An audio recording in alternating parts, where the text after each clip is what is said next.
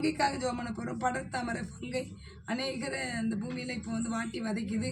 அநேகருக்கு பரவி கொண்டிருக்குது. ஒரு சொறி ஃபங்கை படர்தாமரை சாதாரண அலர்ஜி, சாதாரண சொறி, கால் கை வீக்கம், என்ன ட்ரீட்மெண்ட் எடுத்தாலும் சுகமாகலை. அலர்ஜி மாத்திரை போட்டாலும் பவுடருங்காங்க, சோப்புங்காங்க, மாத்திரைங்காங்க, ஆயின்மெண்ட்டுங்காங்க, எது போட்டால் அநேகருக்கு சுகமாக அதிவேகமாக பரவி கொண்டிருக்க தோல் வியாதி. அந்த தோல் வியாதி ஃபங்கையிலிருந்தும் அலர்ஜி தோல் வியாதி, வயிற்றில் குடல் பகுதியில் கிருமி இருந்தாலும், ரத்தத்தில் கிருமி இருந்தால், யூரினில் கிருமி இருந்தால் எல்லாம் இயேசு நாமத்தை எரிஞ்சு போவதாக. அப்போ அந்த வெயில் தாக்கத்தினால வந்த வியாதியா, வேர்வினால் வந்த வியாதியா, அதிவேகமாக பரவி கொண்ட வியாதியில் கத்த சுகம் கொடுக்கும்படியாக சொறி, ஊரல், அலர்ஜி, அமைச்சல், காந்தான எரிச்சல், பட சுடலி வியாண்டாய்மென்னசே இயேசுவின் நாமத்தை எறிவதாக.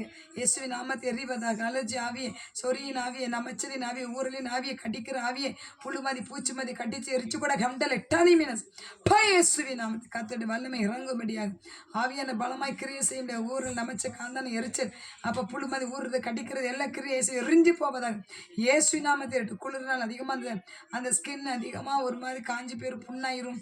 அந்த புண்ணு மாதிரி வலிக்கிறது, வேதனைப்படுத்துகிற ஆவி கிரியை எரிஞ்சு போட்டும். கத்தை யுத்தம் பண்ணி வழக்காடி நீதி செய்யுங்க. அவங்களுக்கு ரதம் எத்தனைக்கிற எல்லாம் செய்வேன் பில்லிசுன மாய மந்திர சக்திகள் இயேசு நாமத்தை எரிந்து போவதா இயேசுவி நாம கத்தை பலப்படுத்தி பெரிய காரியம் ஆசீர்வதிங்க. நம்ம ஜெபத்துக்கு பதில் கொடுத்துக்க நன்றி நன்றி நன்றி.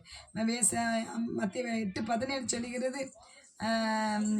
8:17 மெய்யாகவே பாடலை ஏற்றுக்கொண்டு இயேசுதாமே தம்முடைய பலவீனங்களை ஏற்றுக்கொண்டு நம்ம நோய்களை சுமந்தார். நம்ம நோய்கள் எல்லாம் பலவீனங்களை இயேசு சிலையில் சுமந்து விட்டார். அதுக்கு தேவனுக்கு நன்றி செலுத்தும். ஆமென்.